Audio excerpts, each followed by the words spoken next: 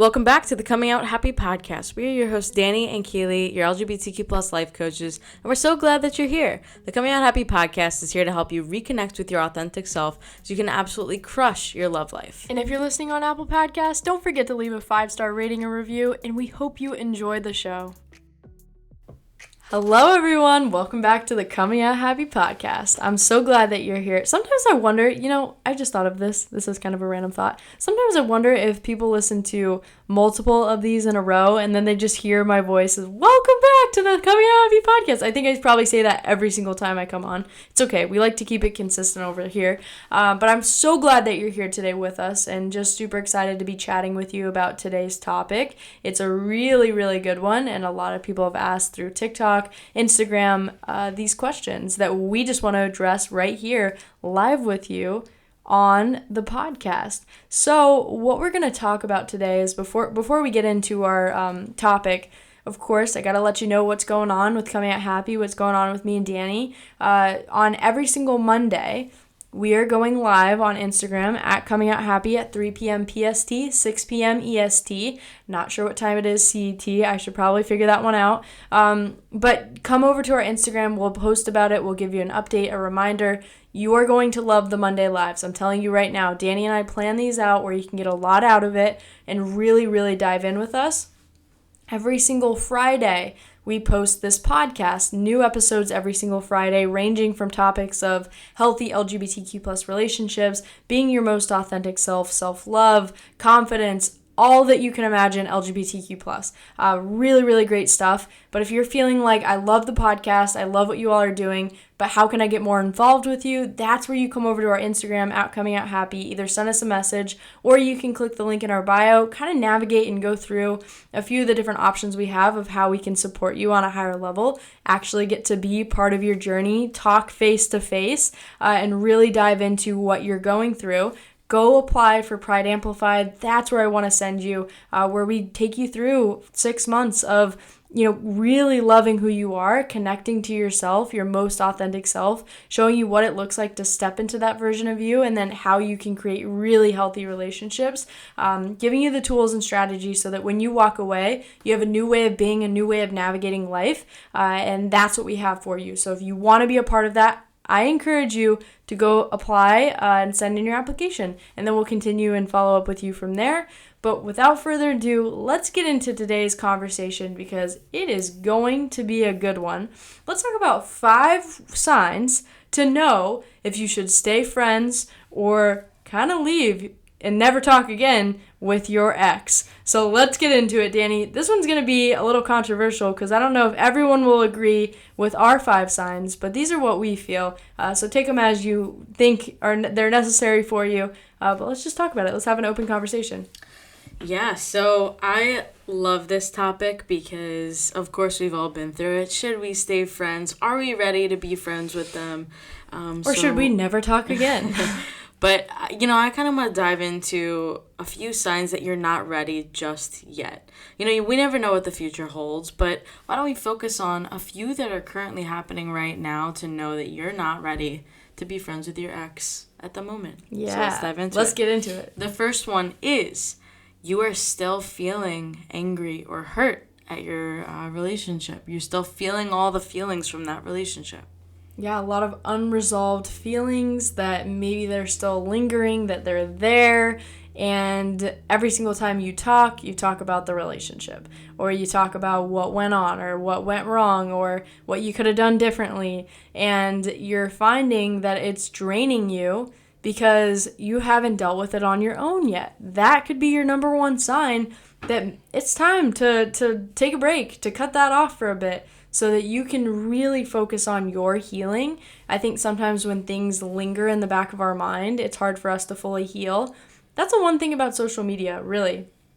I think that with social media, relationships can linger on a lot longer than they should, because back in the old days, and I'm not saying that I'm that old, but back in the old days, they didn't have the social media, right? And so what happened was every single person would, if they ended something, people would move away. They would just not have any way of contacting each other. But now on social media, you can follow each other still. You can still see someone's profile if they're public, and go and watch and be a part of their life without them ever knowing. Isn't that crazy? Mm-hmm. I mean, it can be really detrimental. It's definitely difficult. But, when you're still feeling all those feelings, definitely time to give yourself some space. Give yourself some time before being friends with that person. Yeah. I love that one. It's really true, because you may want to just be friends because you've had so many great times. You don't want to lose them. But you know what?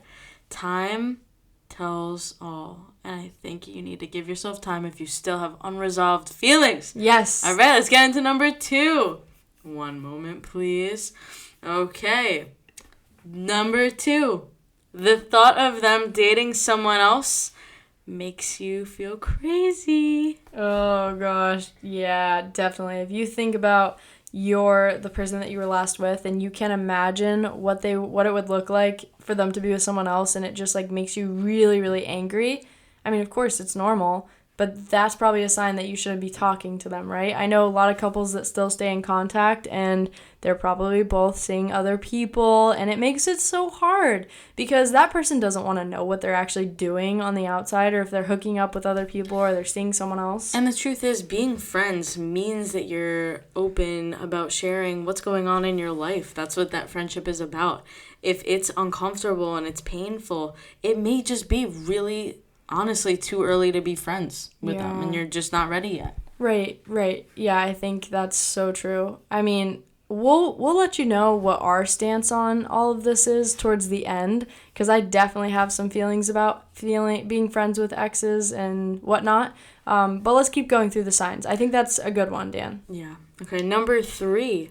You are still thinking about getting back with them. No matter how much you try to deny it, you go to sleep dreaming about that person, wanting to be back with them. Yeah. When will we see each other again? Yeah. Just thinking that something could happen in the future. Yeah, or thinking, okay, well, maybe now wasn't the right time. Even if it was a really toxic relationship, but you still convinced yourself about all the good times that you had. How many times I've done that so many times. Have you done that? Mm-hmm. Where you think about oh, but this was so fun, but they were really, really not good for you. Mm-hmm. So you just convince yourself otherwise, especially at night when you get lonely.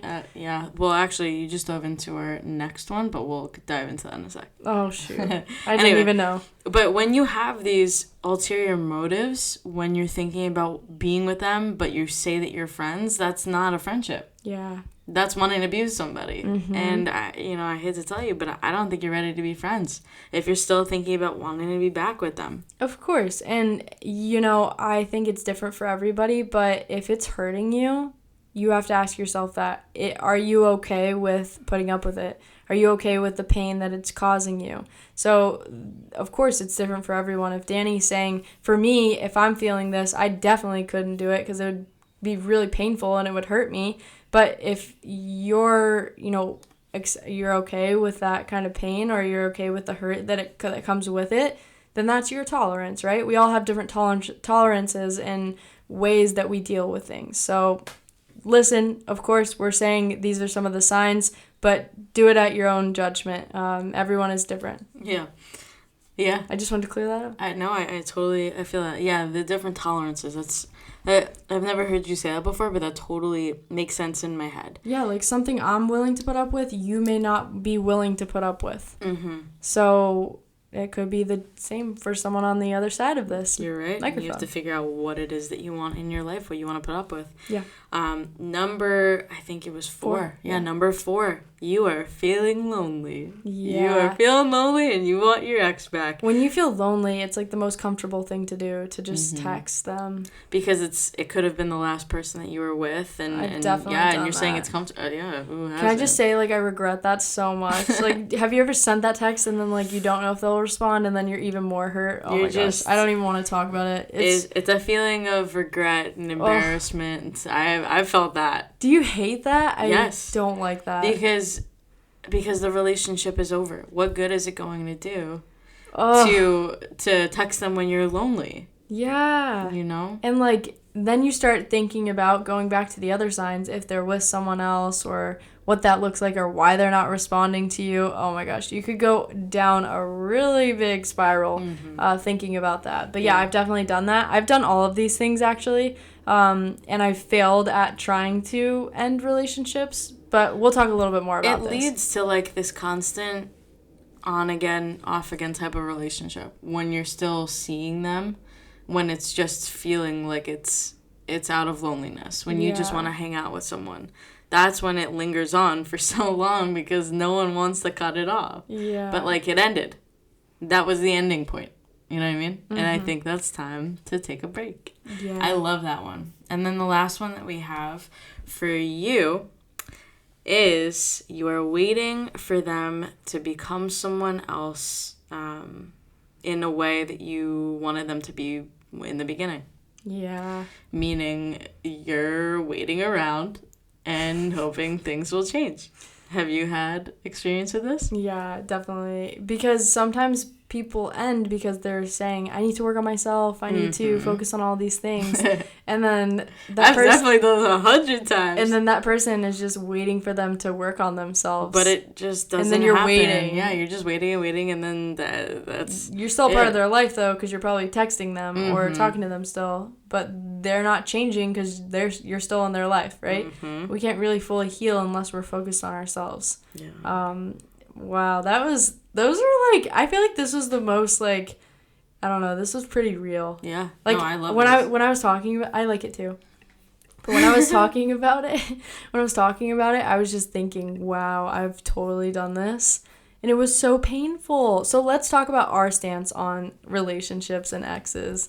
I personally have really been horrible at not knowing when to cut off exes in the past. But I actually have officially done that with every single ex in my life because I realized it was not serving me at all. And I remember even my, last relationship, my last really long relationship, I was still doing that after, it ended. And I realized I was just causing myself so much pain. And when I would text and I wouldn't get a response or all of these other things, I would get so in my head about it and feel so upset and devastated. And I couldn't grow. Like, I literally couldn't grow because I would wait around for a text. I would wait. I would take off everything I was doing just to, like, I'd be so anxious. I'd be so nervous and, that was horrible. Yeah. And the only way I really healed was by never talking again. And that's just how it had to happen for me. And I don't see in the foreseeable future me ever reaching out to my exes because I just don't see the need for friendship after that ended. It ended for a reason. So that's where I stand with all of that. But I hope they're doing well. I hope that they're doing well. And I think when you come to that place of peace where you don't feel like you need to talk to them or you don't need the friendship because you've healed yourself and you realize that you're not lonely, you have yourself, you had that person in your life for a certain amount of time, you get to a place where you are okay. What was the process like for you? I definitely stayed friends with people way after our relationship, I don't even know. Whenever that ended, but I think sometimes you can end up being friends with an ex if it's okay on both terms when there's no pain that's involved. I think it just depends on the people and if they take time to heal themselves or not. Yeah. That's it, Also, I think about our relationship too, and I've seen past relationships get involved in relationships I was in before and it ruined them. So for me, I just don't feel like bringing something in from my past into my future of what I am, and I'm just such a different person. I'm not the same, it wouldn't make sense for me. But I totally think that, I think sometimes it can work out that way. Especially we see a lot in our community, people that we work with still being friends with their ex-husbands. Mm-hmm. We see that people that are coming out in 30s, 40s, and 50s maybe had kids and then they're still friends with their ex-husband, which it definitely is like, it's so possible to be that. But I think just getting rid of those hurt feelings first is the most important thing. And even if you get rid of those hurt feelings, you don't have to be friends with your ex.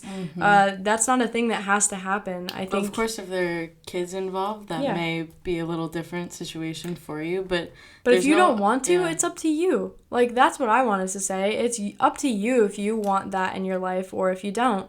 And, you know, if it feels okay to you, if it doesn't feel, that's what I was saying all along this podcast. We can talk about the signs all day long, but what are you willing to put up with? What do you want in your life? You're the ultimate person that can determine everything that you want. And I think that's so beautiful. So I loved this conversation today. I loved talking about whether or not we should be friends with our exes, some of the signs and what that looks like. But I want you to know that we're here for you, and a lot of the people we work with have recently gone through a breakup, and we're part of their healing process. We're part of, you know, giving them the tools and strategies to move on and, you know, created this healthy new way of being, and that they don't have to hold on to past relationships just because they feel lonely, and they start to feel the happiness within inside themselves, and it's life-changing. It really is. It can change everything for you instead of going back to things that you really don't want but you feel like you have to do because your feelings of loneliness are too overwhelming.